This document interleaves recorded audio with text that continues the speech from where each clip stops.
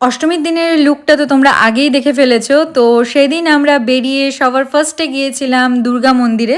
এটাকে আদি দুর্গা মন্দিরও বলা হয়। প্রতিবারই আমরা অষ্টমীর দিন বেরিয়ে সবার ফার্স্টে এখান থেকে প্রণাম করে তারপরেই কোথাও যাই। প্রচুর ভিড় হয় এখানে, মানে দাঁড়ানোরও জায়গা থাকে না। যেহেতু দুপুরের দিকেই আমরা বেরিয়েছিলাম তাই সবার ফার্স্টেই গিয়েছিলাম আমরা খাবার খেতে, কারণ পরের দিকে আর খাবারই পাওয়া যায় না। তো আমরা গিয়েছিলাম পাপাই হোটেলে, আর এখানকার খাওয়ার জাস্ট অসাধারণ ছিল।